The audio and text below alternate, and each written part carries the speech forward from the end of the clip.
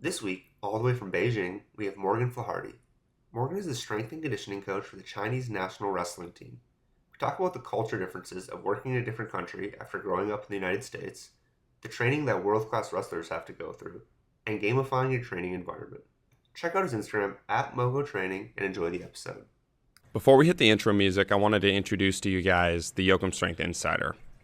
The Yoakum Strength Insider is our online training platform that takes all of the ideas that we talk about on this podcast and implements them into a program that is available to you at the touch of your fingers. Our goal with the Yoakum Strength Insider is to create better movers, to level up your life, and to move forward from where you are. We do this in a holistic fashion. Not only will you receive a program that has helped hundreds of people become better movers, you'll also receive access to our app that allows you to track everything, has video links for all exercises, and allows you to be in constant communication with a Yoakum Strength coach. Along with this, you'll get our 30-page PDF nutrition and lifestyle guidelines. That includes everything from what to eat, how much of it to eat, why we're eating it, meditation habits, and other lifestyle habits that we implement with our clients to really level up their lives. If you're interested in trying out one of these programs, use Podcast 25 in the discount section right before you pay for 25% off your first program. Boom. This is the Yoakum Strength Podcast. Take the leap down the rabbit hole with us as we interview elite level guests to unravel what high performance really is. Coach, welcome to the podcast. I'm excited to have you here. This is we've had good vibes so far, and it's going to be probably the most interesting story we've had on this podcast. So I'm pumped to have you here. Hey, thanks for having me. When you guys reached out to me, I was super stoked about it. First of all, Tristan, I believe we've met already in Colorado Springs in the at the dining hall there. And Yeah, so at the dining hall. it was nice to see a familiar face and like kind of touch base again.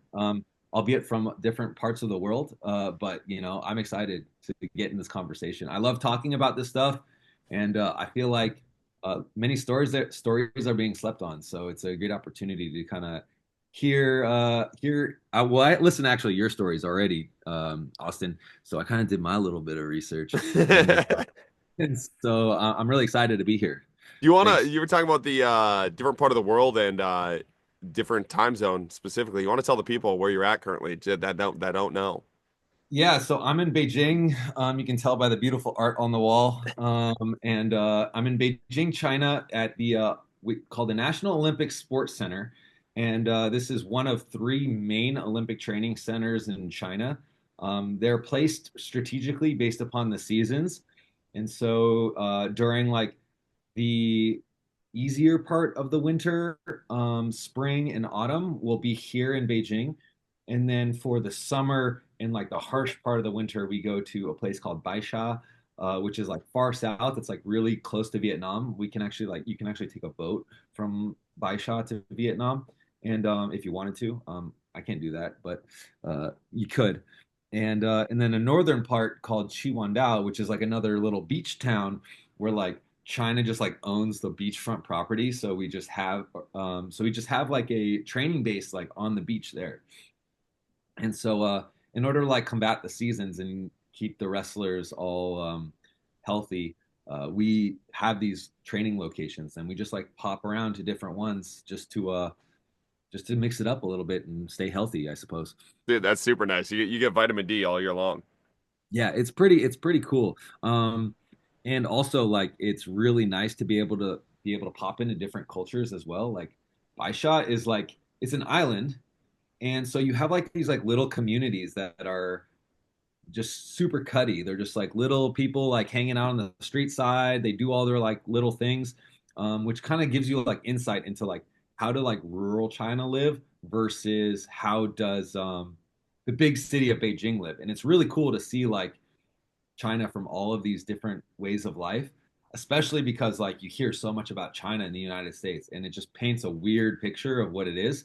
And like people are like kind of happy go lucky all the time, like kind of like living their lives. Like old men will be like, I joke, I say everybody here is 200 years old because like you can't tell anybody's age. They either look like they're under 20 years old or they look like they're 200. And so you really don't know where in between. These old men will just be on the street side, just like drinking their tea and just like judging. And like, and they'll just be drinking their tea and judging. And they'll be like, who are you? And they'll look at me. And then like, I have a little bit of Mandarin down. So they always like come up to me and they go, nationality, which is, where are you from? And I say, oh, I'm American. And they go, what are you doing in China? And I get, hey, I work as a wrestling coach. They go, oh, yes, go China. And they get all excited about the whole situation. So it's really cool to like see China from all these different perspectives. And You're as a saying the coach, propaganda has got to us though in the States? We've been lied to. oh, for sure. And my alarm just went off. So hold on one sec. Here's this thing. Oh, here it is. Got it. I'll make sure I don't miss practice, you know. But yeah, there's a really China from the United States, which paints like not such a good picture of it, and it's not really true. Like it's kind of surprising because you know you mostly hear like lots of bad stories about what China's like and everything and all and this that and the other, and I get it. Like China is like a communist country with like a strong dictator and ahead of everything. And yeah, that's true. But it's also like working really well for this country. And so like that's what they don't want you to know is that like given the country, this form of leadership and this form of government is like really working quite well. And so I think that's like what they don't want you to know. Because like the top-down approach like solves problems very quickly and they get things done in a way at scale that you couldn't even imagine. And so there are drawbacks like that form of leadership, like it pushes down into it pushes down towards the people. So sometimes things down the chain can kind of get like things can kind of get a little messed up that way. Messed up's not the right word, but like there's a long chain of command. So like when this happens, it goes from one person to the next person to the next person. Each respective leader has like a group of people that they're in charge of, and they're in group in charge of, and it's directly one under the other.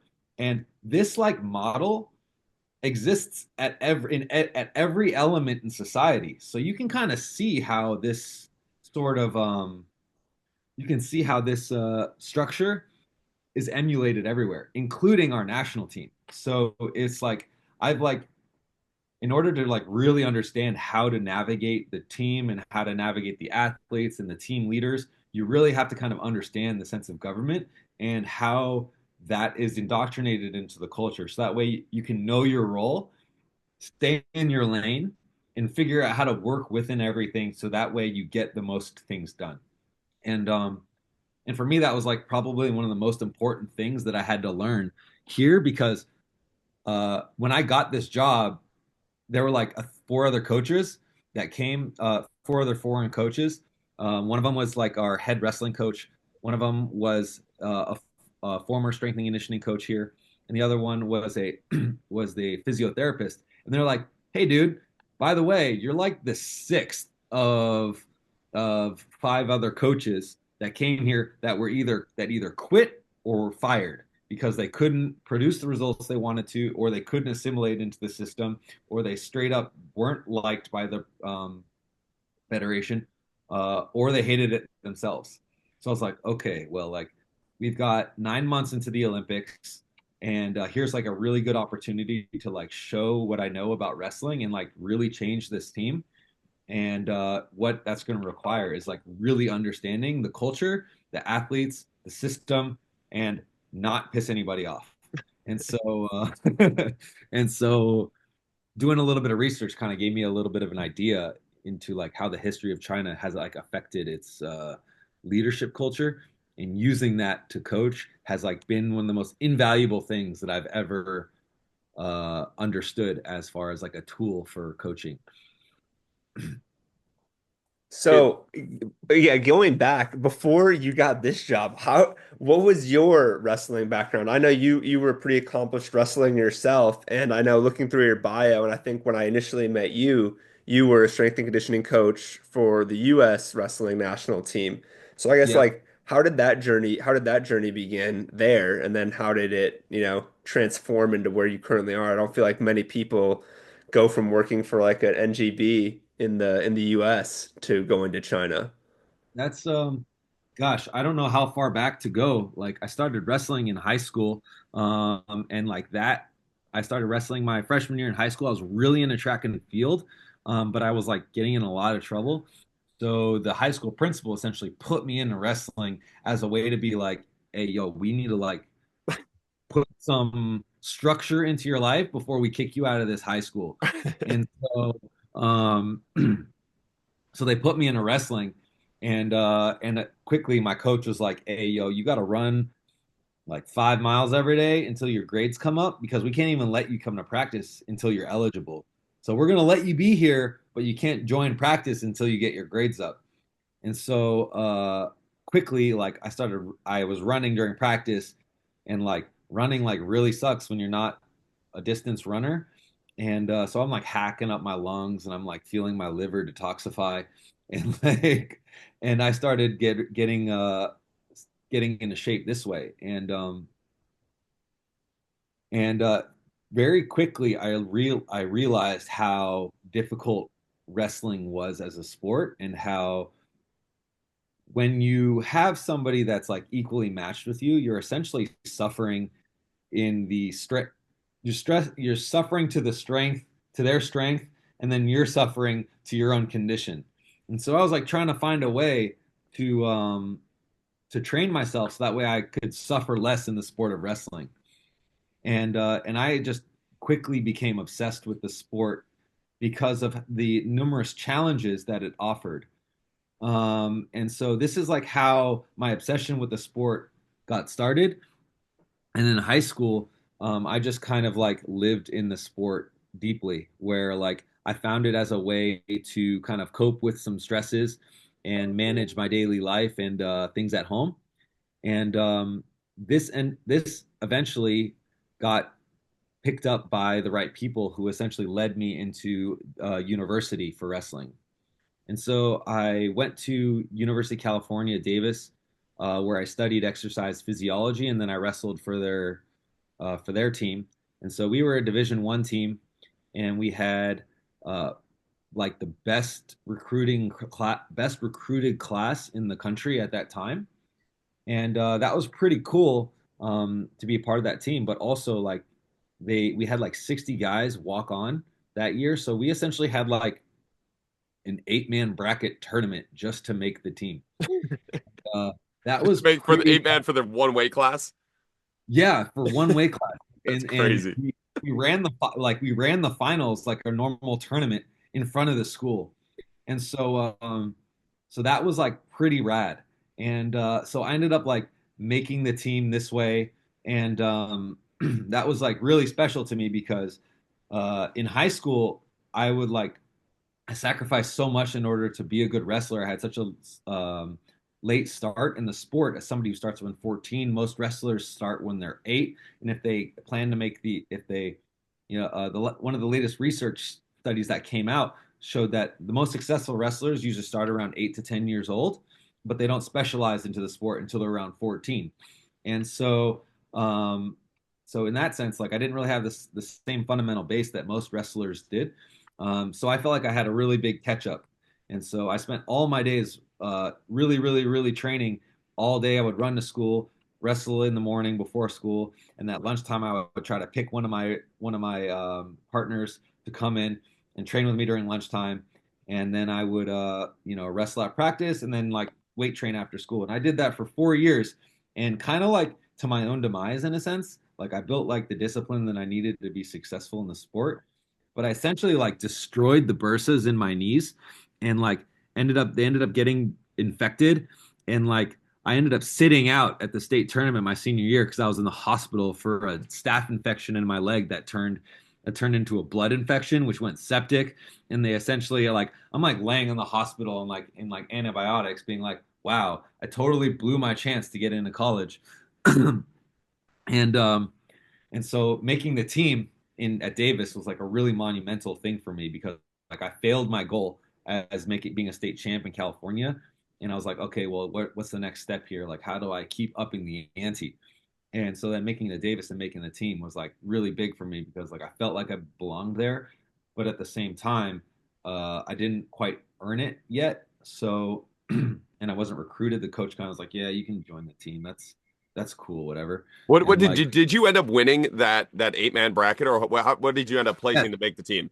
yep. I ended up so there's kind of like an asterisk there. So I ended up winning the match that was at that tournament for the spot, but I won it in double overtime.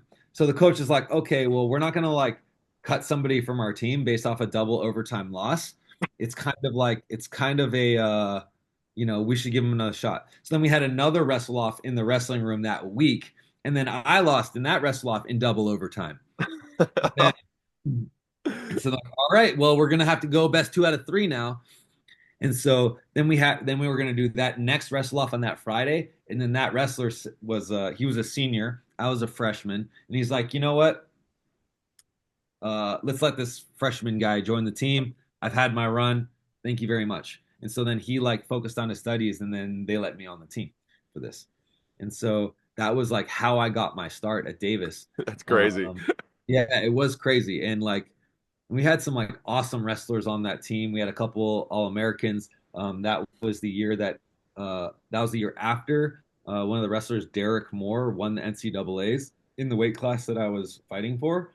And so we had like a great foundation and a great team, coached by uh, we were coached by Alex Tirapelli, Kevin Stanley, um, Lenny Zaleski was our head coach, and then Uriah Faber and Mark Munoz were also like in the area. They were alumni of that team. So if you guys are into the fighting world, those two guys were locals and they are alumni from that team. So they would pop into our wrestling room and help us out quite a bit.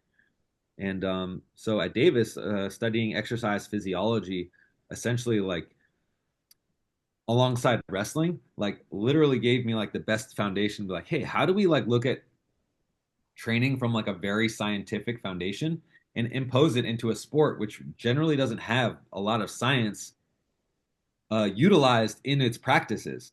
And That so was like going to be my question. Did you have to run into like, because this was some of the things I ran into in college, like studying exercise science, is I started to hate the way we practice and lift. Like sometimes I'd be like, this is so dumb. Like, what are we doing here? But it's almost better to be ignorant to it when you're an athlete in some sense. Obviously, having the knowledge so you can implement it, but it's like when you don't have the knowledge to change it, but you have the knowledge to know what you're doing is kind of not dumb or not smart. You're like, oh, damn, this sucks. Did you ever run into that there?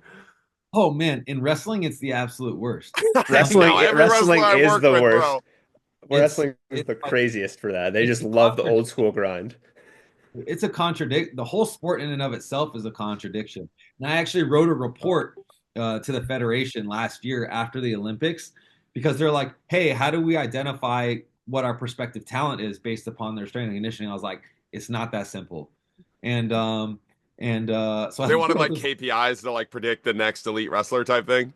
exactly. And I was like, well, I was like, these KPIs will indicate certain things, but they're not necessarily going to predict who's the next best wrestler. And so, like, I'll go into that, like the research that I did in order to discern, like, actually, how do we predict success? Maybe we'll segue into that later. But like to answer your question, like, how did I end up where I am here now? Um, like that scientific background kind of like was cooking in the back of my mind while I'm training at Davis, and like you constantly see in the sport of wrestling there are contradictions all the time. Like even in high school, I remember going into the weight room. I think I was a sophomore when I was in the weight room and I was getting in trouble for staying in the weight room and I wasn't supposed to. And the coach is like, "All right, well, if you're gonna like hang out in the weight room, then at least like you should know what you're doing." And so he gives me the NSCA's Essentials of Strength and Conditioning. I was like, wow, this is like amazing. And so I'm reading this book and like, and I'm going to reading the pages, and I remember at one point it was talking about muscle fiber types and like predisposition to certain things. And it's like, if you have this muscle fiber type, then you will be able to run this fast at this for this duration of time, and then you run out of your energy systems, and then you need to transfer from, then you need to go from your creatine to your glycolytic to your aerobic. And I was just like, wait a minute, a wrestling match is 6 minutes, but coach wants us to sprint the whole time. How does that work? And I was like, so I'm like, wait, so I was like, how does it that it says right here in this book that if you want to have endurance, then you sacrifice strength. And if you want to have strength, then you're going to sacrifice endurance. But here we are here in wrestling, training both of the things at the same time, all of the time. How do we do? And so this like became like my obsession. Is like, okay, well, we run 5 miles every day, but we also run sprints every other day. So it's like, what are we doing? And are we actually like shooting ourselves in the foot and like in the capability of like how good we can train and like what qualities we're training? Is this preventing me from reaching my ceiling of strength? Is this preventing me from reaching my ceiling of condition? Because one thing is for sure, it really sucks to like be in a match when like your gas tank is being pushed to the nth degree and you can't do anything else because you're so tired. And so this is like became my burning question of like, what is the interference effect, and what is the relationship of concurrent training, and how do these physiological systems intertwine, and how do you manage them in a certain way that you can wrestle well, develop your condition and develop your strength, and also in like what's the paradigm for like how you manage these three things such that you can consistently develop them without having interference, because that's the last thing you want to do is you want to train these things and then not get the training effect and the adaptation that you're going for because you're training too much or training too little, or they're conflicting. And so Davis was like amazing for this because we had like professors that were like, this is a bioenergetics professor. This was our professor of genetics. This was our professor of tissue mechanics. This is our professor of general physiology. And so they had these guys that were breaking things down into like their physiological constituents and like, how does this stress lead to this adaptation? And like, what is the genetic pathway that's going on that's allowing this to happen?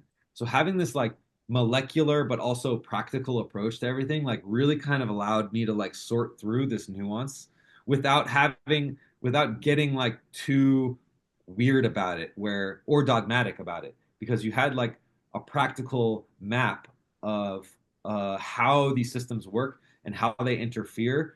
And so now it just became down to the practical application of it, because the science says one thing, but when you put it into practice, your body tells you another. And so you really have to respect what your body says, because ultimately we're just like an outside in approach. What's going on from the inside out is kind of an enigma. And as much as we think we really know, it's not the case. Like the mind has a different agenda when it comes to how it responds to the training and how the motivation is going on. Like a perfect example is like concurrent training and interference effect. When like, have you ever like strength trained in the morning and then like done your cardio in the evening and then like done it flip flop? It's like you notice how your body kind of like favors one or the other sometimes, and there's not really a hear or say about which one preference is. It's sometimes just like how you feel, and it's also dependent on what you did the day before and the day before that. So because of this, like respecting the body and its like way of responding to the training is also a huge component, which there's not really a scientific basis from that unless you're collecting data for months and months and months and months and months. And then you're kind of taking an objective view, but it doesn't mean it necessarily feels good when you're doing it. And part of performance and training is developing confidence, and that comes from feeling good and feeling success within training. So there's a whole other component of it all. Dude, hold on. I'm gonna pause you here because this is something I get young strength coaches all the time that are in college that like ask about classes, ask about internships. And I'm like, the number one thing I tell them to do is like, you have to go like pick a sport, or like if you're not a college level athlete. I don't think every coach needs to be a college level athlete, but like you got to go pick a club sport, or you got to go pick a powerlifting meet, and you got to go actually train for it. Because what you're talking about there, it's like so many of these people get lost in all of the science, which again, you don't want to throw this out, but you need to balance it with like, okay, apply it. Like what happens when you actually apply it? And I like you were talking about like wrestlers. Like wrestlers are some of the freakiest fucking human beings of all time. Like they can do both extremes at such a high level in a way that if we were just going off a textbook, it would seem humanly impossible, like scientifically impossible. And then, but you're seeing it every day with yourself and with all of your teammates. You're like, well, what is happening here? But that's just such a rant. Like the rant you just have, like you would have missed out on all of that if you didn't have that wrestling, right? Like you would have fallen into all of the super scientific stuff. But if you're not applying it, you get so lost in it. Now, I've definitely been there before too. But like, dude, so many times I would read something and it like right in front of my eyes, that something I read is not true, but I would still not believe what's in front of my eyes because I read it in a book. And it was like, it was such a like hard thing for me to break out of. And I'm doing a much better job of it recently, the last like 6 years of my life. But when I was in college, man, if I read something, it would be so hard for me to break out of that thought process because some other human, some other ape wrote it down. It was like, yeah, but you're seeing something different right in front of you, dude. Oh man, I think that is like part of the most interesting part about this is that like you really have to approach everything with like a perspective with an open mind because you have to allow yourself to be surprised. Otherwise, you'll just kind of like you'll miss sometimes. What's the expression? You'll miss the forest for the trees. Because it's like at the end of the day, we're trying to perform as best as we can, and this is like a component. This is a multifactorial phenomenon. And there are so many times where what we did was very contradictory to the science, and yet it still produced an outcome that was unpredictable nonetheless. And like I have a pretty good example about this last year. So we were in our second phase of training for the Olympics, and we had a training camp in Baisha.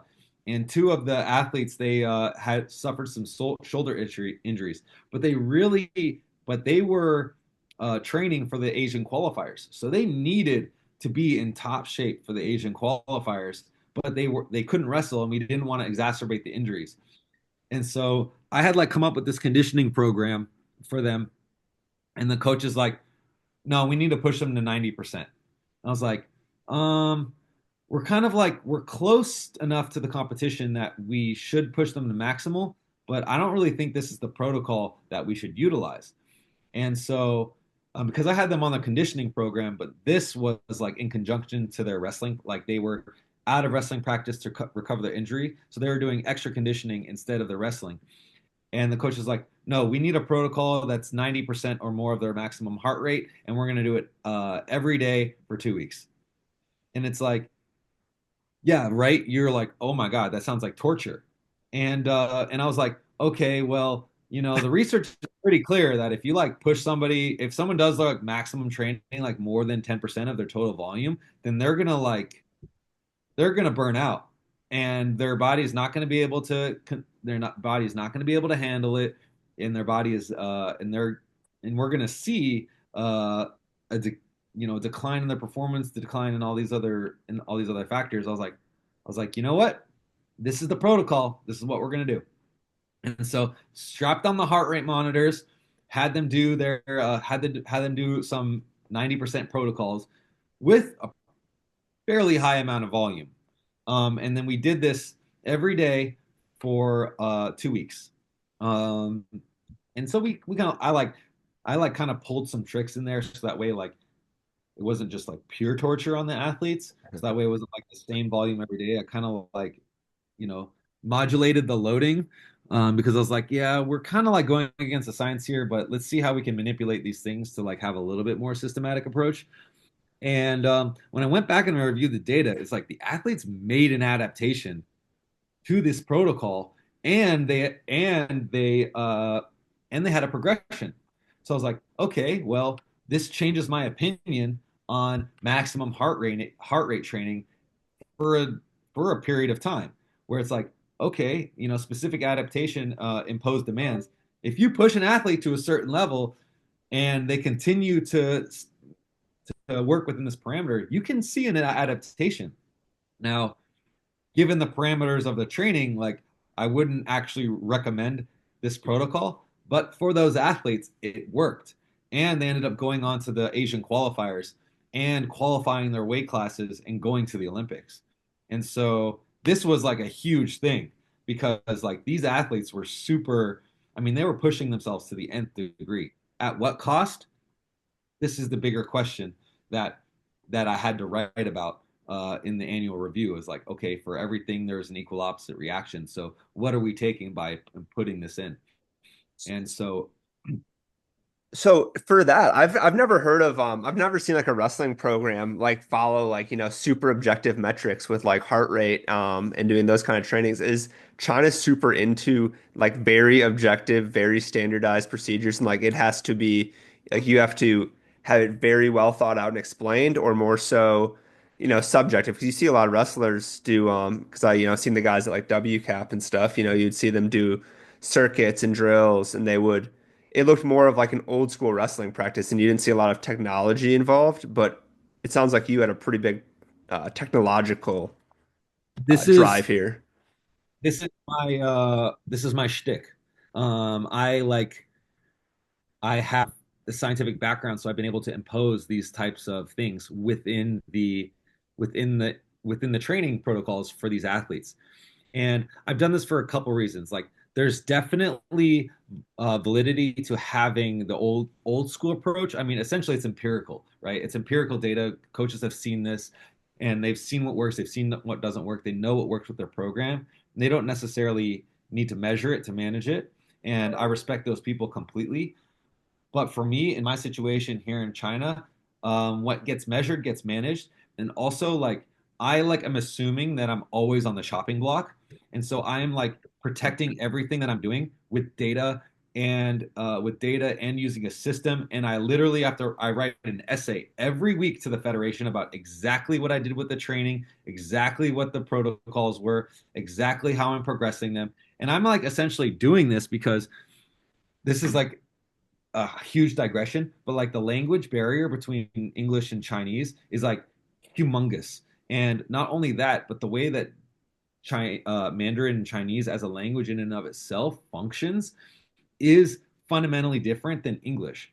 And so even when I do try to like communicate things, like there are things that are lost in translation because of the nature of the language. Like the way that time is described in Chinese is fundamentally different. It's like there aren't the same words like past tense, present tense, and future tense. It's like all present tense with a time descriptor. It's like when I say, "Hey, we want to next year we want to train these things." In Chinese, you would translate as, "We are going to train these things now next year." And so it really like, so in order to like reduce this communication barrier, I've been using this data. And so it's like I can be like, on this chart here, athlete ran 30 minutes at this next week. They're going to run 35 minutes, this heart rate. And they go, I understand. And so it's like, it just kind of like cuts down these nuances because I really fundamentally, excuse me, I fundamentally believe that in order to succeed, you essentially have to have three different approaches. You have to maximize your successes, maximize your progressions. You have to reduce the number of mistakes that you make, and then you have to continually innovate this process. And so, one of the things that is the lowest hanging fruit is to remove the mistakes that are being made. And so in wrestling, there is a prevalence of mistakes that are being made in how we approach training, how we plan training, how do we plan for competitions, how do we periodize our training, how do we do all these things, and so one of the ways that I'm managing this is by creating a feedback loop with this data, and this has enabled me to kind of like enable me to have a better communication. And now the federation is like has been like continuing to push me up higher and higher and higher, where they essentially like last at the end of the Olympics they like put me in front of like all of the coaches of China, and they're like, hey, explain the periodization system that you used for our wrestling team. And I was like, oh, okay. And so next thing you know it, like now they're essentially laying out this periodization scheme and this training management system that I was using, and they're kind of like throwing it over all of China like all at once. And so this is really cool because like I was talking about the government, they can just like boom, all right, everybody do these things. Um, but it's also like this is how we're trying to innovate the process of wrestling and advance the training methodology with methods that reduce the number of mistakes that are being made. And then once we can kind of like see how this progresses, then we can continue to push our progressions and then re-innovate this process. Damn, that's a pretty sick system that you have laid out all the way through. How do you think the like culture? Because this is the biggest. Like we have a lot of coaches come on and talk about culture. And the closest we've got to like talking about like a actually different culture is like a European culture and like the soccer culture that they have and their long-term athletic development that they have like kind of built up into that culture. But I feel like the Chinese culture, especially with the long-term athletic development and even just like general movement practices and what they value. You know, like American is like big, strong bodybuilder, like it's meathead focused. It's like that's kind of what you're raised up as a kid, and that influences your sport and your training throughout the rest of your life, whether you know it or not. Like even like all your superheroes are that. What is Yeah. that like big difference been like working with the athletes that have grown up in a completely different culture? Like an actually different culture. Rather, I don't know. I feel like we've always talked about culture on the podcast, but never actually had a different opinion of culture, a different view of the culture that you've seen working with. And well, what age is it? Only Olympians that you work with? Do you work with any of the like pre-Olympic like program type things? Like how does that work? How do you get to see the different how it has affected like these athletes as they've gone through this system of training? I guess. It really is a system, and there are so many ways I can answer this question. So I'll try. So make sure to kind of like. So I got three things based on what you said. The culture. What is like the culture of their training? What is the culture? What is the culture of the athletes? And then how do I affect the culture at different age groups? And what's like the long-term athlete development? I believe those are the three things that you mentioned. Um, First of all, the most interesting thing is that China actually emphasizes um, prefers prefers the physical development over all the other qualities. And so this is kind of interesting because this is kind of like what the US does. Is like the US like really likes that physical strong specimen, as far as like a superhero, the football player archetype, right? But uh, the Chinese body is not the architecture is not the same as an American, so they don't really get that same. They don't like idolize that type of architecture or somatotype, and so, but they still emphasize the physical development more than the U.S. wrestler in a sense. But it's almost like it's kind of a paradox because they almost treat it like it's not their best quality, but it really is. And so this is kind of interesting. Like they really, really emphasize the physical development of the athletes, almost to a detriment, I would say. And so that is like the culture is they literally try to train with as much volume and as much intensity as they possibly can. And this is actually one of the things at that big meeting that I was like that I really was lecturing on. I was like, hey, we're using the words intensity and volume interchangeably. They are not the same thing. In fact, power, which we use to describe way too many things, also is like three constituents. You got your force, you got your velocity, you got your time. And so in order if you're going to train power, you need to figure out what component of this power equation that you need to train. And and so they were the previous methodology is that we're going to train with maximum intensity, maximum volume, so we can get power all the time. And so they Best of everything all at once. oh man, it was. I mean, I'm telling. When I came to China. They're like, "What's the training protocol today?" It's like we're gonna run 30 minutes at maximum at 90% or more heart rate, and then we're gonna do that every day. And I was just like, "Wow."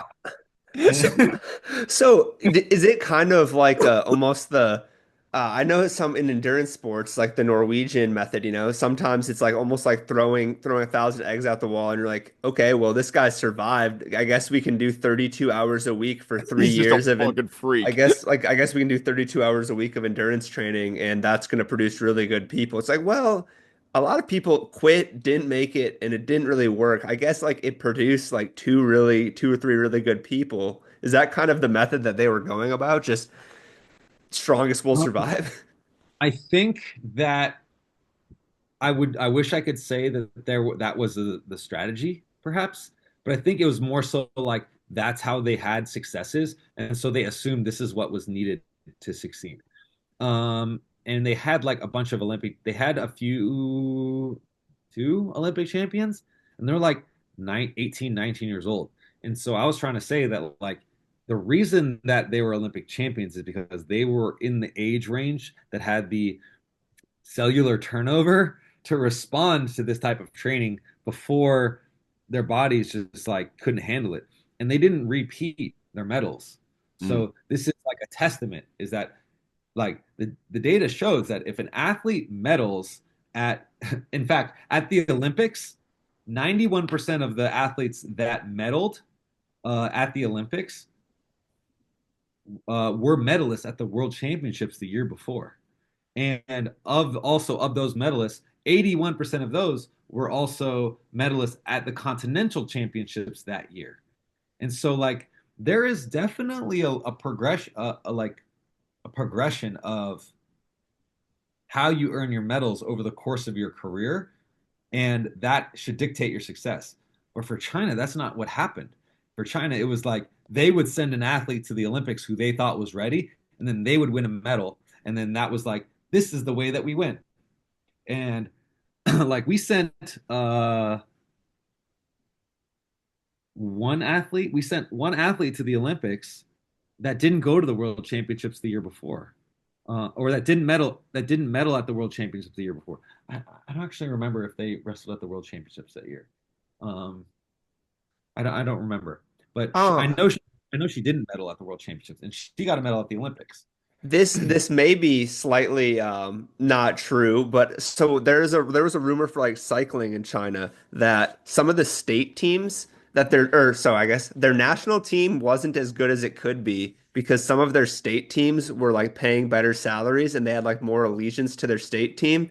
And it was That's like very almost paradoxical. Like the state team kids were better, but the coaches didn't want to give them up. So they'd send people who were worse than their state team athletes to the national team because they wanted to keep a better team. Is that something that goes on as well? Yep, that is definitely something that happens. Like we have some That's crazy. That's wild. yeah, we have some provincial teams that essentially Provisional teams, yeah. we have some provincial teams that they got hammers on them, and so they try to keep them together, and they try to like, and they have this like, this network where they don't send their best athletes to the national team, and that was an exception on the Olympic year because like when we had our Olympic team selected, they were like the athletes that were going to the Olympics, like we were responsible for. But this year, for example, we have the national games, which is essentially like I think every 4 years we have a national games, which is I'm still kind of like kind of new to the system. I've only been here 1 year, but the national games is essentially how they determine who they're going to pick for the Olympics later. Um, but that's not necessarily true. This is like kind of who they've got their eye on who they want to choose for their Olympic team in 4 years, but not necessarily true. It's really kind of uh, a test. It's more so like this is our who's going to be on our national team the next year, but the team leaders they really favor the youth athletes, and so they're trying to like see who's the youngest athlete that performs the best, and and so during this period, all of these provinces are have their athletes back home, and they're just training them as hard as they can, and this is where my like influence comes in because now the federation is flying me to every one of these provinces and evaluating what their training is. I'm doing testing on these athletes. I'm like evaluating what's going on. And then I'm writing a report back to the federation being like, this is what's going on in these places. This is how these athletes are testing. This is how these athletes need to be trained. And then I write like obviously back to their province and be like, hey, I tested your athletes. This is what I really think that you guys need to be doing at this point of the training. This is the periodization scheme that you need if you're trying to peak for this tournament, if you're trying to peak for that tournament. And based upon the profiles of these athletes, this is how I also want you to train. And so, because Do they ultimately, listen to it you or do they fight back on that? depends. It Yeah. depends. It depends. Because some provinces really buy into it. Other ones are just like they're like, meh, we're just gonna like just keep hammering them.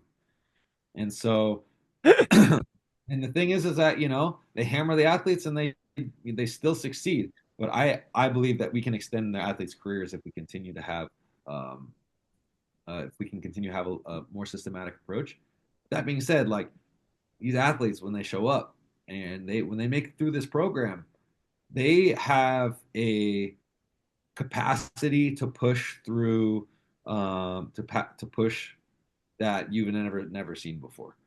And so they really are specimens in this kind of way that you have to like appreciate. So this is what I'm saying, where it's like, well, you have to be open minded to like every types of training, um, because at the end of the day, like it works. And I think one of the ways that the U.S. is really successful in doing this sort of thing too is it's just selective. Like if you want to like be a wrestler that suffers, then and like pushes yourself to the absolute physiological limit every single day, even though it's maybe not the most scientific approach, then you just go to Iowa because Iowa wrestling is notorious for like pushing their athletes to the absolute limit every single day. And then they know that. So they have this mental approach that enables them to know that they're capable of doing that. And that's a sense of pride and that's a sense of confidence. And then when they use that, they thrive.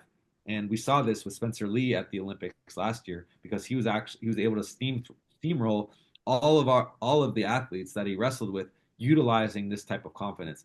Even our Chinese wrestler who is like technically uh, he's got a little bit more of an advantage than Spencer, but Spencer has a tenacity that was able to break down our guy because our guy both times that they wrestled each other, our guy put a lot of points on the board and was like winning the match, and then Spencer Lee would steamroll over him over the end at the edge at Well, the end of the match.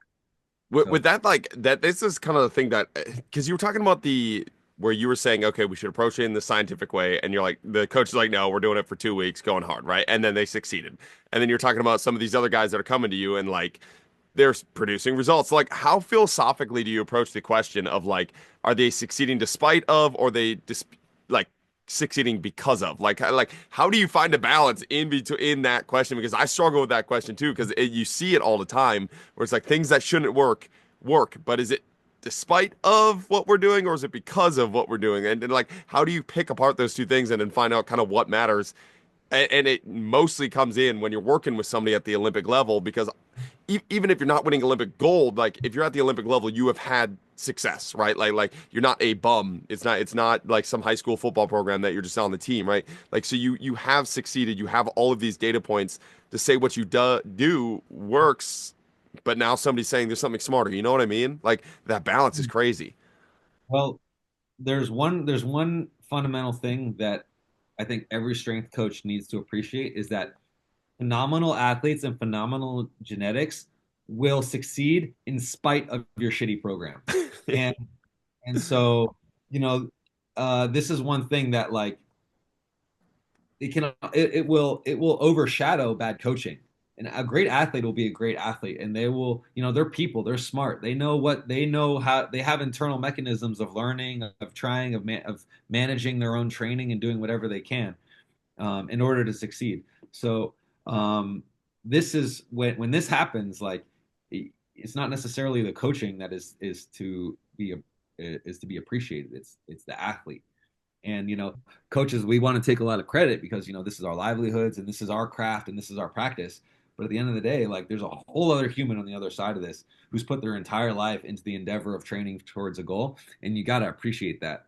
And Dude, this is on why. that note, when I was the college that I coached at, we went from a Division 3 level to the Division 1 level. And our first class of Division 1 recruits that we had, dude, they learned in one day what it took a Division 3 athlete to learn in 3 weeks. Like in my first session with them, they would just do the thing and be like that, and I'm like, "Yep, that's perfect. There's nothing else I can coach you." And I'm like, being a Division 1 strength coach was the easiest job in the fucking world, dude. They're all like master movers. They pick up on things so much quicker than the like average athlete that you're working with. It was such an eye opener. Like you hear it talked about, but when you see it in front of you, you're like, this is different. That is a different wiring in that person. That's for sure. I mean, I've seen some freak athletes like in my day that, I mean, just here that have just done feats of strength that you wouldn't even believe. Like, we got a girl on our team that can do 50 pull-ups. What?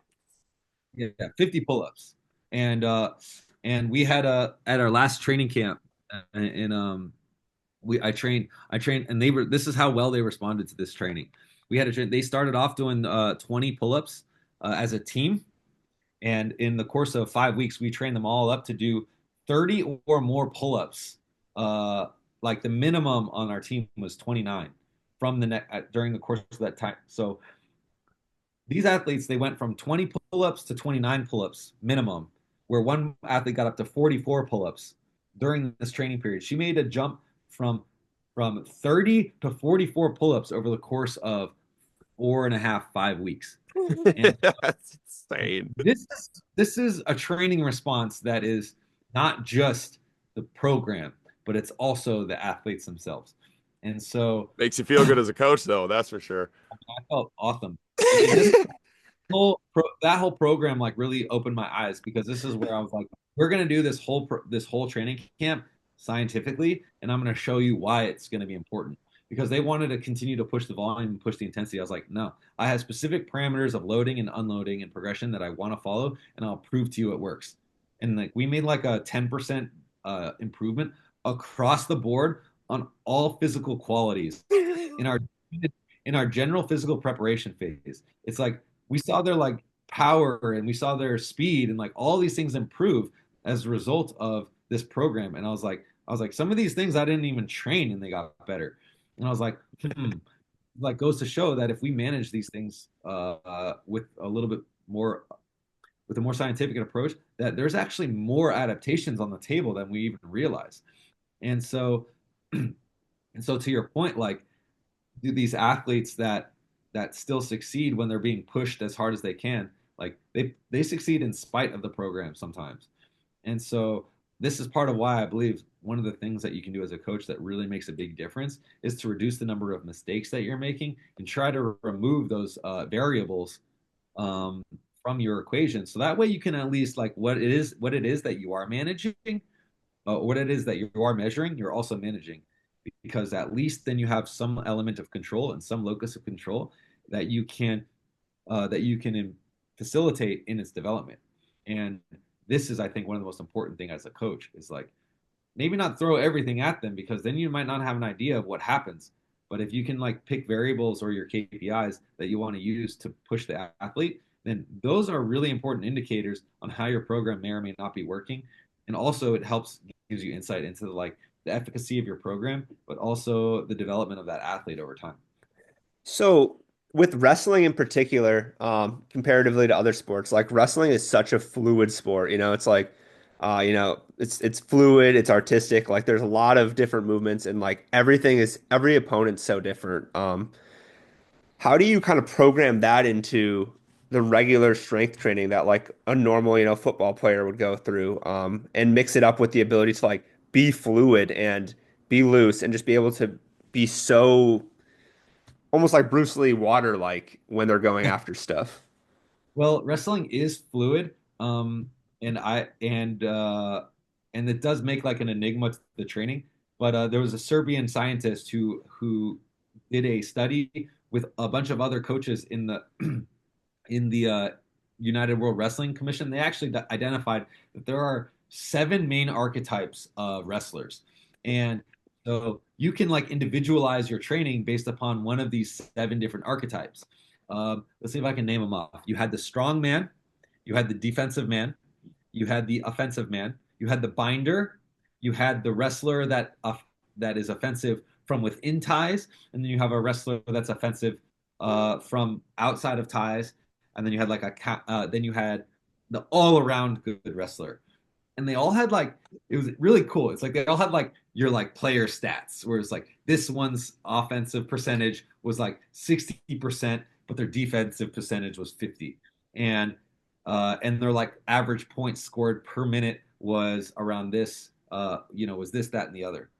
And so, as far as the individualization of training is concerned, you do have 7 different archetypes of wrestler that you can kind of work with, and within those archetypes, you can define like what is the protocol that you want to use in order to develop that wrestler.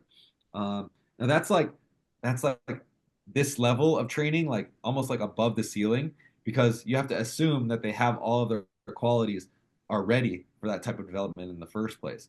And so first, like the first level is like, what is the standardization of like what type of training are they capable of tolerating, which is like the volume of wrestling practice, the imposed forces of their opponents, the positions that they could possibly get in. And so once those bases are covered, then then in order to determine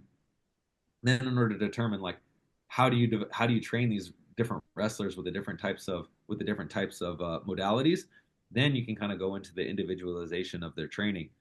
Um, And do you have KPIs for that, like to make sure they're at like their GPP is good, and then they go on to that like next level of specialization or next level of thing we're going to look into? Like, do you have levels for that? And we talked to Garage Strength, and he was pretty specific about his tiers. And when they got to certain tiers is when we started to specialize in there. But he's like, this is our cutoff baseline for tier 1. This is what you need for tier 2. And until you get to this tier, like we're not worried about anything else because that like you're just not good enough in these components yet for it to matter. Yeah, we definitely do. I mean, like my standards, I essentially have two tiers. One of them is like not good enough, and the other one is like is essentially like, dude, you got to get this right away, or you're a liability. And like this is things like you got to be able to like deadlift your own body weight, you got to be able to squat your own body weight, and you got to be able to bench press 3/4 of your body weight. And that's for the women. For the men, it's like 1 1/4. And this is like tier 1. Like if you don't have this capability with full range of motion and good form, then you are a liability. It's not that you like, and so you could potentially be injured, and then you could take from our team. And so this is like tier 1, and tier 2 is much higher. This is like metal tier. And like the reason I didn't put anything in between is for the sake of communication. Is just like this is the level that you need to be at if you want to earn a medal. What are And those so, standards? so it's a generally it's around 2 times your body weight. And so for different weight classes, it's a little different. But essentially, it's like you got to be able to lift 2 times your body weight if you want to assume that you can be successful in having a base level of strength. And until you can do this, then we're not even going to individualize your training, Mm. because the research has shown that if you don't have at least this, you're not even going to gain a competitive advantage with your strength and conditioning. So you can do all this individualization that you want, but if you're not even at the necessary standard, then there's no point. You're not gaining an advantage anyways, because it's a game of forces. And so if you want to like try to move somebody, but you don't even have the muscle to make the lever move, then you're not gonna find an advantage. And so and so this is like one of the fundamental things that I have imposed is that like, hey, we gotta like hit these standards first before we're gonna try to individualize our training. That sounds Um, like Austin with his baseball players who, want the most sport specific and ideal thing in the world, and they throw 60 miles an hour and can't bench press 95 pounds. Oh my God, dude, it's brutal. It's like they want the special like dude, some of the requests I've gotten, I'm like, you literally cannot bench press a 40-pound dumbbell and you're a sophomore in high school. Like what like the American like I don't know what's the like social media culture of like the fitness world there because like here dude it is brutal because they'll see anything on Instagram. It's like, I need to be doing that. It's like, no, you need to be eating a steak and like showing up more than once a week. You know, like that's the only thing you need to be worried about right now. But like, there's such a spam of information to these kids. It's like they feel like they're not doing enough. And that if they're not doing the special exercise, but then they like over focus on that, and then they're actually not doing enough. It's like this self-fulfilling prophecy they create. it's kind of you mentioned like what is the social media life for the athletes? I mean, you they don't look for training information on their social media. They'll scroll right past that. They look at the food and the cute stuff on social media, because their life is training 100%. So they need a mental break. Like they live here, they train here, and it's their full-time gig. There's like no in between. And there's no, I mean, they don't even really have free time. Like they're in bed getting ready for the next day at 10 p.m. That's it. Like they don't leave the center. They're not allowed to even eat outside of the center. And Whoa. and for good reasons. Like a lot of it's anti-doping. Like like the food in China is like they use all sorts of stuff to like facilitate the growth of the food and this food. And so what was it? I forgot the name of the fighter that got busted for the kangaroo meat in Australia, but he like failed the doping test because of eating kangaroo meat. And that's real. And so the athletes they don't eat outside the center because they don't want to get busted. So what do they look at on social media? They look at food. They want to see all the food that it is that they're not eating. Um, and so I don't really have to deal with that sort of stuff. The athletes they just come to training, they do what they're told, and then they're happy to be done, and they go back to their rooms, and then they rest. And What does a day look like if we were coming to you as an athlete? Like what's a training session look like? So we have our training week. We have training 7 days a week. We They're with you have 7 days a week as well? Or for me it's four, okay. depending on the training phase, and so sometimes it's six. Um, but like generally, I'll have like in this phase we're in a specific physical prep phase, and we have a competition in 2 weeks, and so we have a short little training camp that's going on here, and so I'm training them 4 days per week, where it's like I'm instructing the whole sessions, and then after wrestling practice is done, then I'll do some like sport specific exercises after the practice, essentially what we would call functional training, but it's like functional training in the sense that like we're doing exercises that are very specific to wrestling movements. As Pardon me, one moment. All right. Okay. This is where he's gone, dude. He's never coming back. Thank you so much. The screen just goes black and we never see him again. Yo, we got swag. It is. Send it our way. Send us a shirt. So here's your happy advertisement for Onto Sports. What do you got there? Some shoes? Yeah, baby. Coaching attire, baby. We love this. Hell yeah. Well, that goes into one of my questions, I guess. So how did you go from being the USA Cycling strength and conditioning coach 1 year to the Chinese wrestling strength and conditioning coach the next year? Like, what is that? Did you apply? Like, did you hop on LinkedIn and see an opening up in Beijing? Did you talk to somebody at a tournament, or like, how did you get poached over to China? Well, this story actually kind of like goes back quite a few years. So I was a wrestler in Colorado Springs. I started wrestling with the national team in 2013, right when I graduated UC Davis. And so I was wrestling in Colorado Springs essentially as a walk-on to this team, and I essentially earned this privilege because USA Wrestling just finished its Olympic cycle in London, and Greco was trying to build. And so the head coach like wrote a letter in USA Wrestling Magazine saying like, we want wrestlers to do Greco, and so you should like wrestle Greco. And like me in college, I was like, all right, well, I'm gonna write a letter back saying I want to do it. And so I wrote a letter back to him, and I guess nobody else wrote a letter back. And so I get a phone call, and they're like, "Hey, you want to wrestle Greco?" I was like, "Yeah." He's like, "What's your background?" I was like, "Oh, Division I wrestler in college. I national champion in rugby, and yeah, that's my background."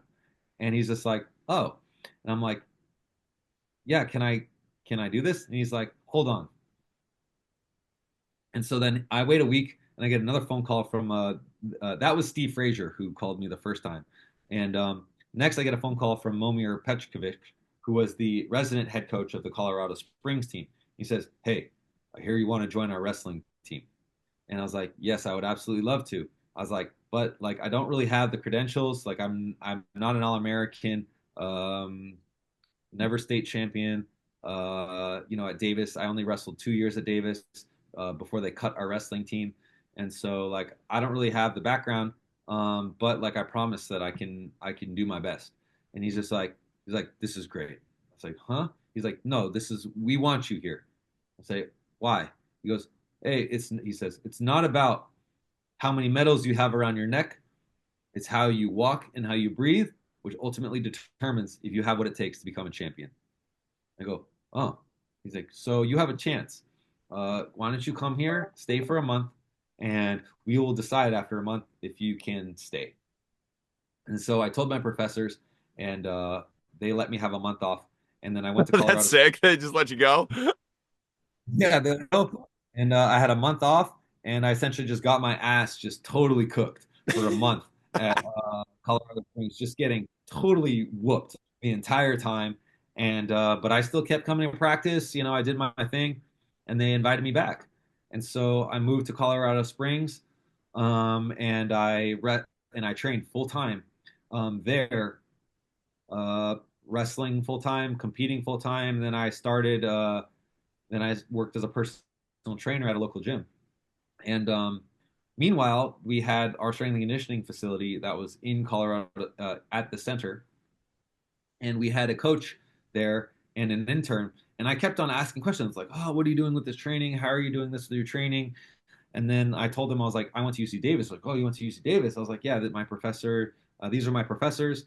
They're like, "Wow, like we love his research," and in particular, the professor that had some of the most popularity is Dr. Keith Barr, and now he's like on the cutting edge. Well, he's been on the cutting edge. I should say now on the cutting edge because at that time I was at Davis. He was doing the research, but his stuff didn't get published and like hit the mainstream until around this year, last year. But about tendon and ligament That's Jake architect. Turo's boy. He had him on the podcast. Dude's a genius. Yeah, he's unbelievable. And so I'm like sitting in his lectures, like two hands on the desk, like, what am I listening to? Like, That's crazy. You had him as a professor. That's nuts. he was great. He was great. And he was like so soft spoken, but like he was like Winston Churchill, like super soft spoken, super kind. But like I always felt like I didn't belong there. And like luckily I did well in his classes and was able to retain a lot of his information. But I sent him so many emails that I think I annoyed him. Just so many questions about training and like I just like couldn't get enough information.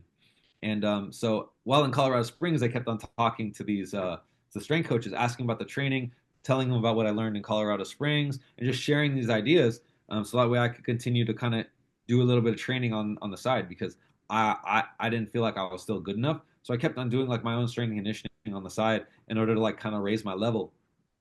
And eventually they're like, "Do you want to be a coach here?" I was like, "I would love to." They're like, "Okay, well, you can't because you're still a wrestler." I was like, "Oh, well, I'm going to wait until I'm done wrestling to start coaching." I said, "Okay." And so then I'm still wrestling, and that's all going great. And then in 2016, right after the Olympics, one of the coaches leaves to go to the special forces, and they were out. They were out a strength and conditioning coach, and our coach, the head coach of our program, was like, "We know this guy's got like a scientific background. We know he's been a personal trainer for many years. We know he knows how to wrestle. He's a good wrestler. Let's let him run the program." And I was like, "Do I have to stop wrestling?" And they're like, "No, you don't have to stop wrestling." I was like, "Deal." And so, so I was essentially like team captain, strength and conditioning coach, team captain of the strength and conditioning team, administering the strength and conditioning at the Colorado Springs Olympic Center. And I did that until 2019. And so I had about two world teams that I worked with and all of the national teams that came through. And I was primarily doing this for Greco, but for the women's team, I worked with them for their like conditioning, for some of their like conditioning protocols, mostly in consulting.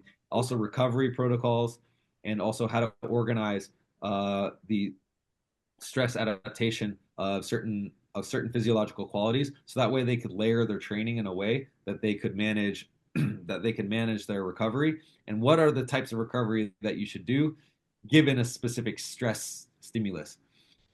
Because I was always to the thought that you should be having a little bit a level of like you should always be seeing a level of success with one physiological quality at least at a time. So like you should see at least once a week one of your physiological qualities improve, maybe another one change up, but like they all shouldn't be like overreaching, and they all shouldn't be like this. You should kind of like manage and layer your qualities so that way you're continually seeing success across one or more of your qualities at a time. This is part of the confidence rule. As an athlete, you really want to feel like you're making success and not just being fatigued for fatigue's sake, because wrestling will really take it out of you, mentally, physically, and emotionally if you're pushing super hard all the time. If you're getting your ass kicked in the wrestling room, if you're not improving your strength, if you're not improving your strength, and you're not improving your conditioning, then the mental space continuing to train is really, really, really, really fragile. And Yeah, so, finding ways for them to win. Do you give them like metrics to like beat, like a weekly number to like give them something? Is there a way to get like, do you have a force plate type thing? Like I know that that's a big thing in the States right now to like give athletes wins like that, to like give them a, or it's a low cost win that you can like just show them in front of it, like, or a jump mat, something along those lines. Like what was your weekly wins? Did you have to get creative sometimes too with that too? so the KPIs that I like to use are the grip meter Oh, that's a good one too. and yeah, grip meter is the best one. There are a couple other things that I use, but I think the grip meter is my favorite, just because everybody just like loves the thing. It's Yeah, like, you can't get it out of athletes' hands once they start. It's just instant yeah, pun competition. intended, right? It's yeah, it's great. Even the coaches, they're like me, and then like so they'll do their grip meter, and all the athletes will circle around, and be like, what did they get today? And it's like they forgot that they had done it like 2 days before, and it's Yes, every time. Dude, have you done the space bar clicker on a computer? oh, like as fast as you can. Yes.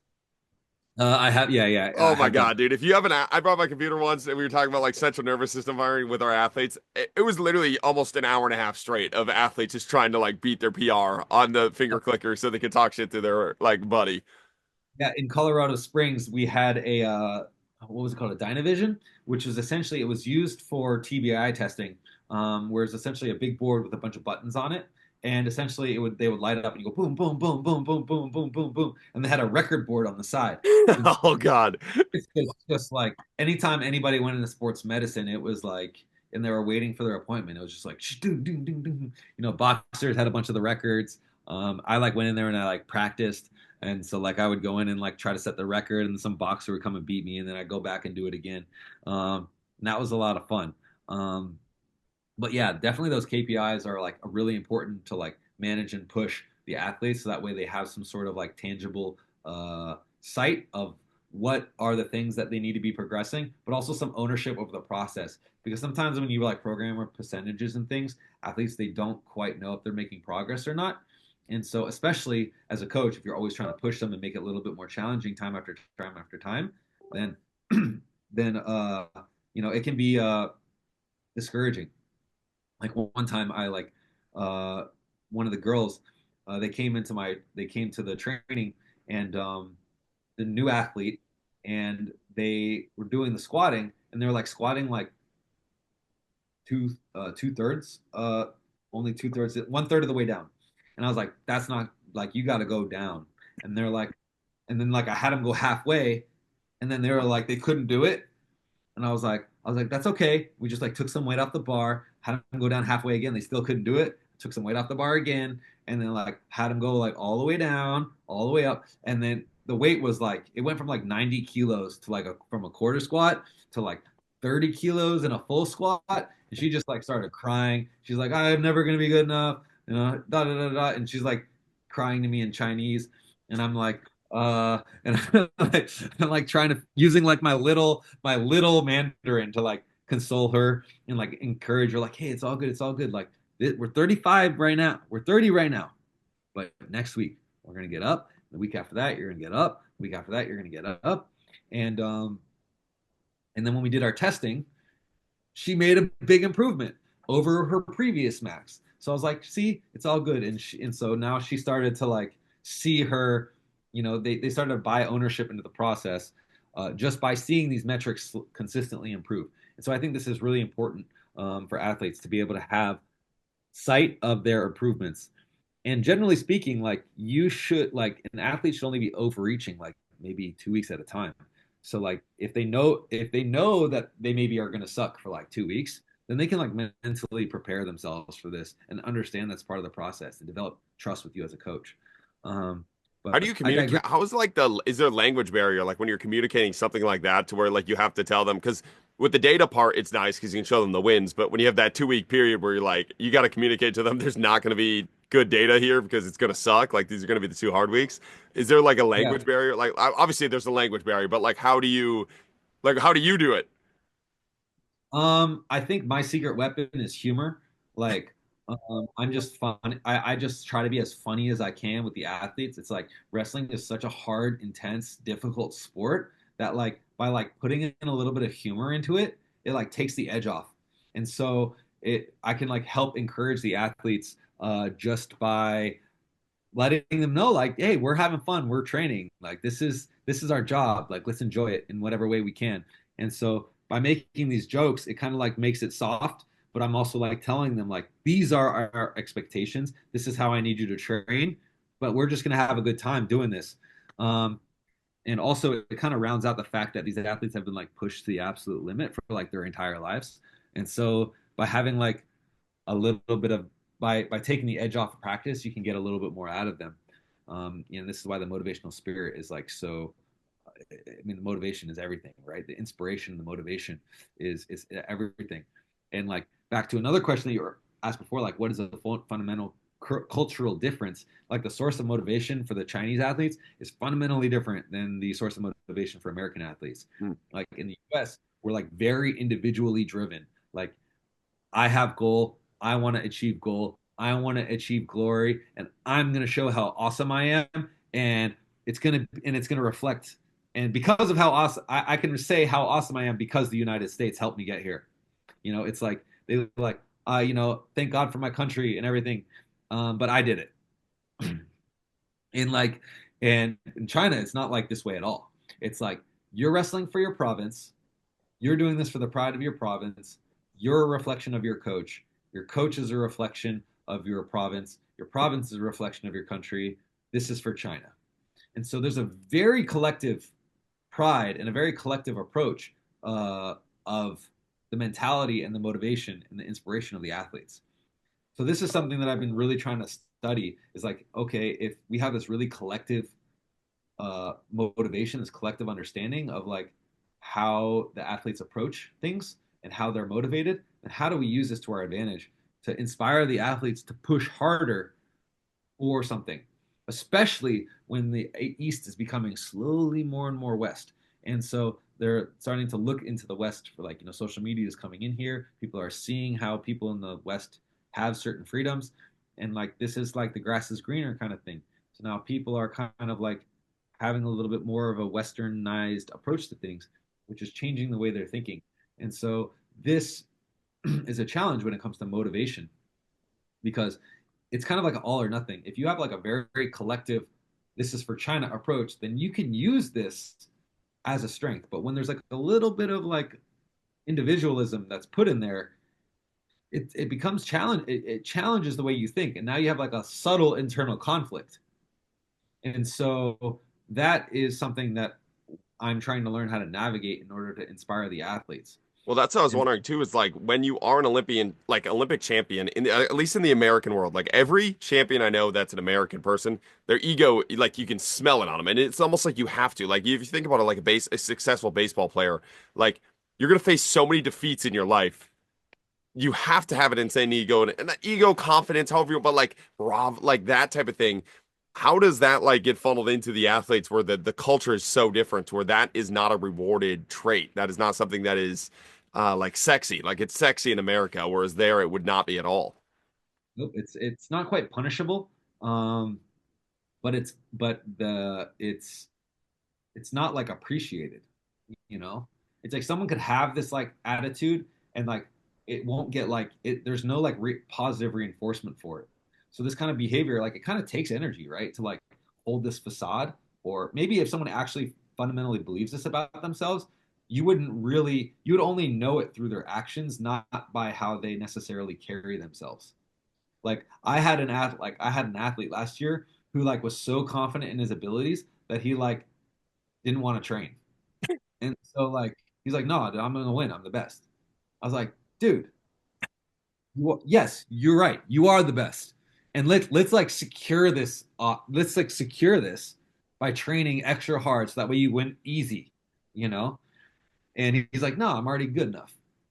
And I'm like, okay, well, I'm gonna have to find a new ways to train him. And so so to train him, I literally had to come up with really innovative ways to make it interesting for him, so that way he could feel like he was doing stuff that only he deserved to do. What was that? What was the tricks there?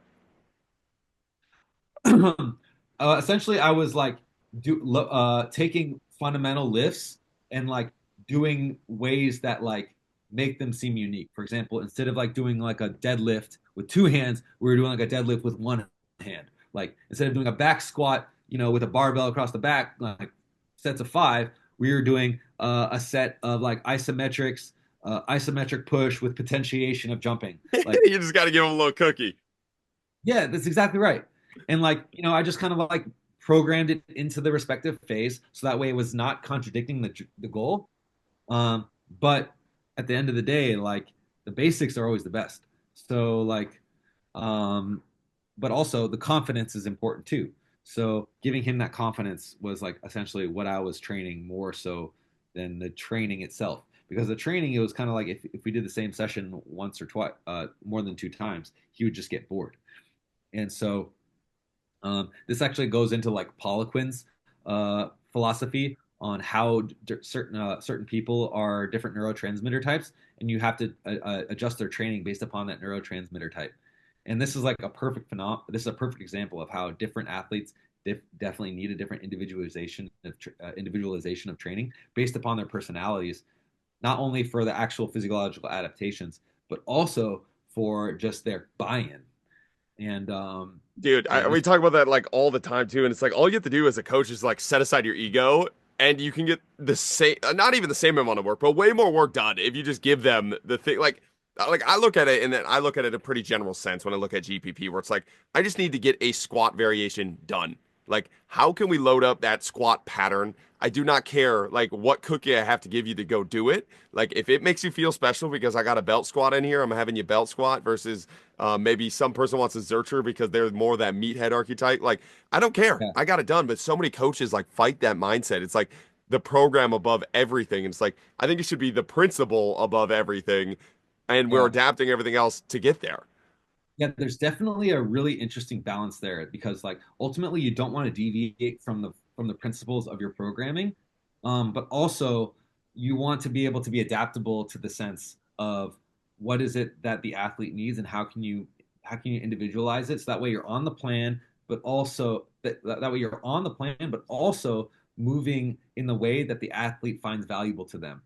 And like this is like where communication and the art of communication is like the absolute ace here because if like when you have the ability to tell an athlete like hey we're doing this variation for this specific reason, then it's easier for them to buy into your process when they know exactly what it is they're doing, why they're doing it, instead of just the sake of doing the exercise because squats are king, so to speak. And it's like no, this way because when we watch you do your wrestling stance, we notice how when you move, this pattern could be improved through strength training.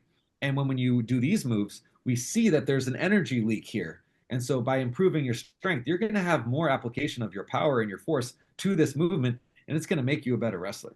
Dude, And it's then crazy that what happens when you just like talk to your athletes, like and just explain everything behind it, and you're doing that with the language barrier. And I just feel like so many coaches do not have that ability. The last question I wanted to ask you about before I get you out of here, know we have you for like an hour and a half here, but last question before we end the podcast. You mentioned on a previous podcast that you are a fan of Olympic lifting for your wrestlers. Can you kind of dive into that? I took the Olympic weightlifting red pill again recently, and I've been addicted to it. So I kind of want to know your thought processes and how you implement that with your wrestlers.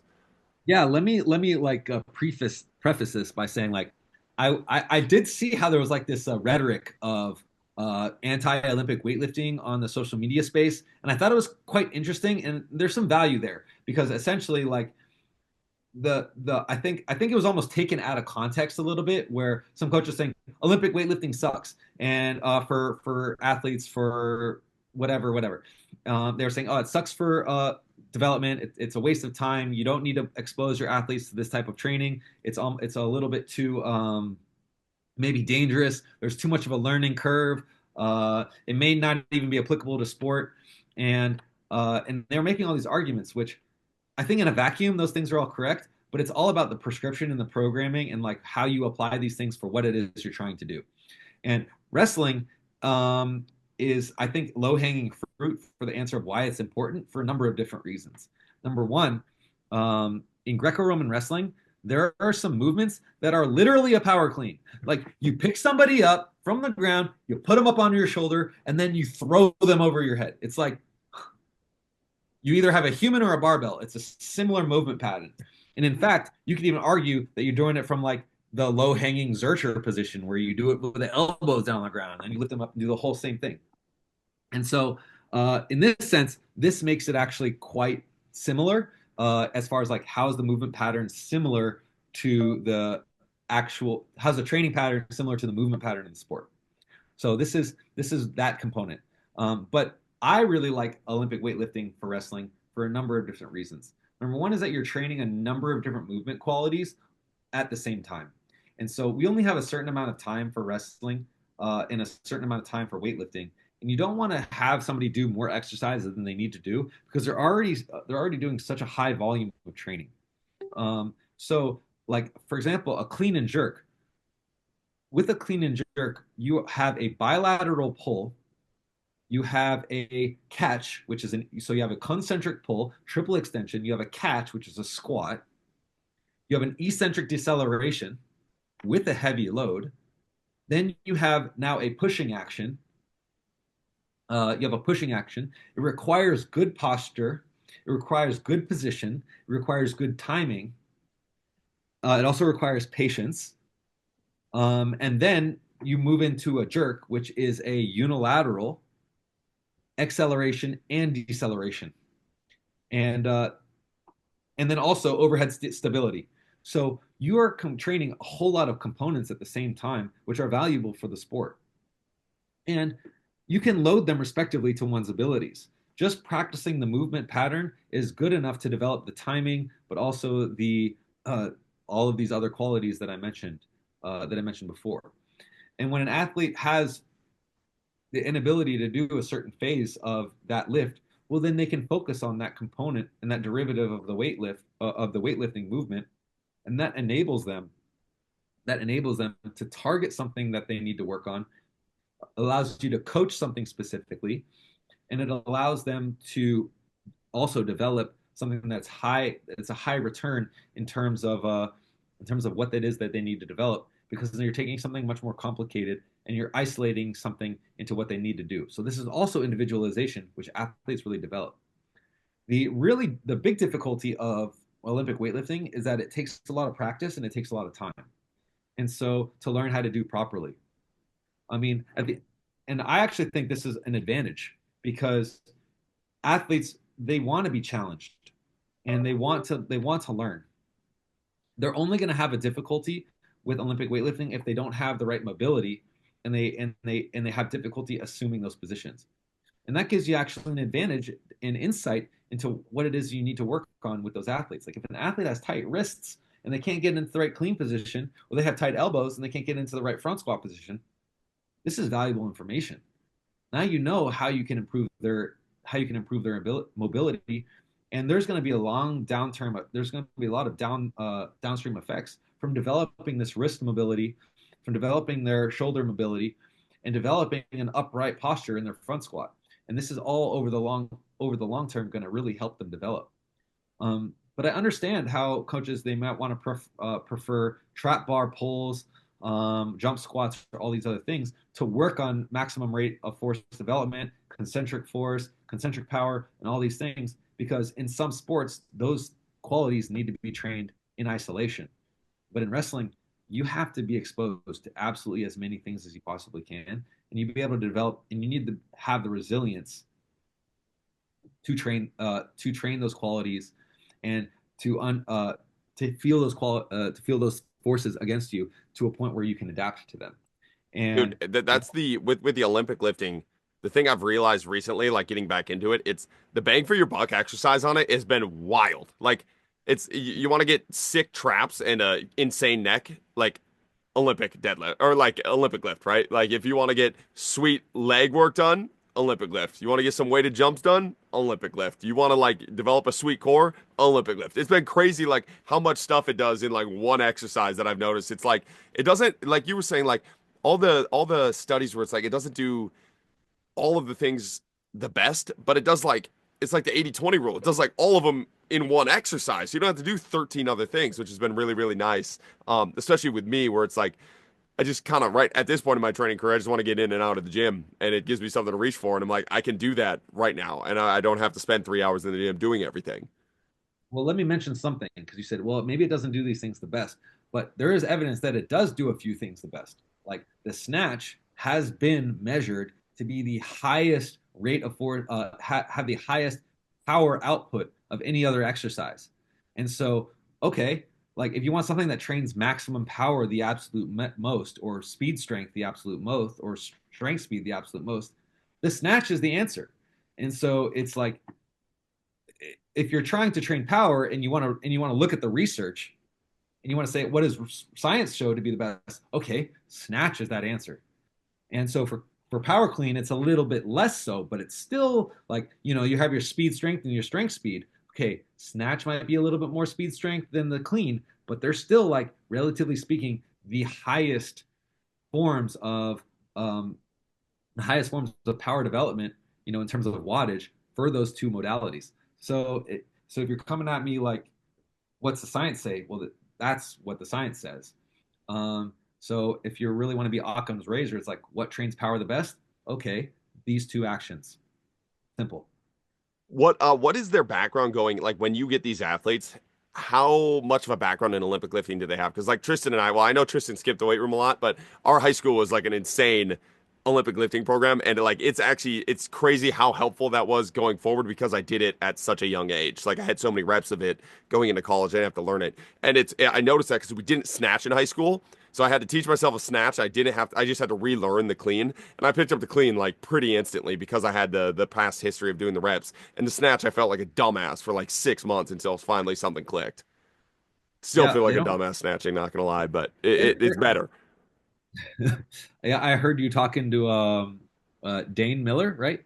Oh yeah. Um, Dane Miller about your snatches and how happy you were to make progress on it. And I think this is true. I mean, this is another thing is as an opportunity to make good progress on a certain lift. And but our athletes they don't have a big they have the wrestling Olympic lifting styles. If you're familiar with these, where they just muscle that shit harder than Yeah. they can muscle clean super high amounts of weight. They can muscle snatch a whole lot amount of weight, and but that leaves a lot on the table because now they can develop to use they can work on using their hips to develop this, and then all of a sudden it becomes easy, and they're like, wow, my arms aren't doing any of the work, and I think this is valuable to them. So I spend a lot of time breaking down these techniques and teaching them. I'm very confident in teaching the Olympic weightlifting to these athletes. I'm gonna fly Because out there and have you teach me how to lock out a snatch. That's what I'm gonna do. Bro, you're not welcome there for sure. They don't let me in. Dane would be better at this than I would. Like I have I like 80-20 rule for me in Olympic weightlifting. I'm very proficient at teaching these exercises to the point where I'm confident teaching our Olympians and our world medalists and Olympic medalists how to do this. But I'm not this on the level to like coach an Olympic weightlifter to do well in these exercises. Maybe programming I'd be okay, but like there are some nuances to these Olympic to this Olympic weightlifting, which is why it's like a whole other sport in and of itself. It's why it's so addicting to me too, because it just I play a lot of slow pitch softball. That's my main sport right now. I freaking love it. But it's like the same autism I can use in like studying my swing. It's with the Olympic lift. It's like, oh, if I do this tiny little movement, it's gonna be way easier. And it's like you can just study it all day long. It's so fun. Dude, I mean, I love how you can practice a sport within training for another sport too. Like that's Yeah. also, it kind of takes your focus on to from something into something else, and it's an adequate challenge, and so this is also something that I really like. And in and of itself, it's a good KPI. So this is something good for the athletes when they want to feel how something is. They can get a good idea on like how their training is going based upon these phenomenons. Dude. And I like, yeah. Hell yeah. This was sick. This was dope. We kind of took you. So I didn't mean to take you for that long. But this was awesome. I'm pumped we got you on. I pumped we were kind of rifting back and forth on a lot of these topics with the wrestling world and the Chinese culture, which I actually really appreciate because I feel like we have not talked at all about like a totally different culture like that and the effect it has on training. And I think a lot of the stuff we study and we argue about, it's like, okay, yeah, that's so applicable to like our one small sector of strength conditioning, and it doesn't apply in so many other sectors, and it's kind of crazy. But I want to say thank you for coming on and taking the time to come on the podcast. Yeah, my pleasure. I mean, I'm open to talk anytime. So just hit me up if you want to keep it going, and I would love to talk to you guys again. And then maybe next time I'll be able to answer your question, Tristan, how I ended up in China. Kind of like glazed over that. But the short answer is that I didn't apply from this job. They called me, and they just they gave me this opportunity, and it was a matter of a few referrals. Chinese Federation called a couple people in the U.S. Those people referred to me, and then they called me, and then they gave me like a notice, like, you want to train our national team for the Olympics? I was like, when? They're like, now, and here I am. So That's wild. that's What's the contract length how there? I How ended long up are you there for? 4 years. 4 years. Hell yeah, dude, that's gonna be sick. We're gonna talk. Yeah. What do you plan on coming back to the States anytime soon? Or are you there pretty much strictly for 4 years? Yeah. I have a gym in Colorado Springs that I opened during the pandemic, and so I still got a business. I still got a house in Colorado Springs. So I still have like my roots back in the U.S. But we had after the Olympics, China earned the most medals they had ever earned before, and they qualified the most athletes that they've ever qualified for the Olympics. So like the second the Olympics are over, like they slapped a contract on my desk. They're like, "We want you for LA," Sign and your I was life just away. like, "Oh shit, yeah, let's go." I was like, I like this. This is a huge challenge, and so I've been just like immersed in the process like ever since. So Hell yeah, dude. Next time you're in the yeah, States, hit me up. I would love to come train with you and hang out and maybe we'll make a little YouTube video on how to snatch. that would be awesome. You're in Minnesota, right? Yep. Yeah. Cool. I heard you mention on one of your podcasts that you were like playing around with one of the Greco-Roman wrestlers. Uh, was it one of the guy from the Minnesota Storm by chance, or was it Is that Carter? uh I think it was Carter? Carter Nielsen. oh, okay, I know Carter. He's been in Colorado Springs quite a few times. Oh yeah. Carter's a fucking dog too. That Yeah. dude was a savage. He trained with us our first day, and he was like, I think we were like doing some ISO lunges to warm up or something like that. And he goes, "Yeah, I think I tore my ACL at practice today." I look at him, I'm like, "What?" And he's like, just the most casual thing of all time. And I'm like, "Dude, what are you talking about? Don't you have like the Olympic? I think the Olympic trials were in 2 weeks." He's like, "Yeah, we'll be good." It's like, bro, you're fucking insane. Like that was the wildest. Like, I'm like, the wrestlers are different, dude. Wrestlers are absolutely different. Greco's strange. Greco is so strange. And this is part of why I loved it so much, is that like it really is this like nuance of like all different qualities. And like I like to call wrestling like the ultimate game of rock, paper, scissors. Because you've got your technicians, you've got your strong athletes, and you got your conditioned athletes. And essentially, it's a game of rock, paper, scissors, where it's like the strength of the technical athletes can use leverage and timing to beat the strong and the well conditioned.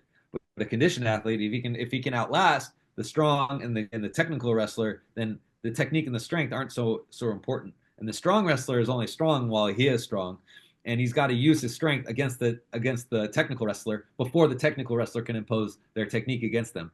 And also, and there's definitely an advantage between the strong wrestler over the technical wrestler. So it's like an ultimate game of like rock, paper, scissors. And I love this because, and I use this to illustrate the point that there is no ultimate wrestler. There is always an archetype, apparently 7 of them, that can define the ultimate success. And there is no necessarily favorable advantage. And so this is what makes the sport so interesting from a coaching perspective, from a viewer's perspective, and from an athlete's perspective, is that you're always kind of like on the fence about like, what is it that you can develop and how do these things feed into each other to enable you to have the ultimate success? And so, this is, to me, is like why this is the best sport in the world. Hell yeah, dude. I'm fired up to go play some rock, paper, scissors. Appreciate you being on.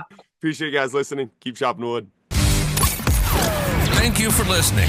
Join us next week as we dive down another rabbit hole. If you enjoyed the show, don't forget to like, subscribe, and leave a 5-star rating. Follow us on Instagram at Austin Yoakum to stay updated on future podcast guests. Keep chopping wood.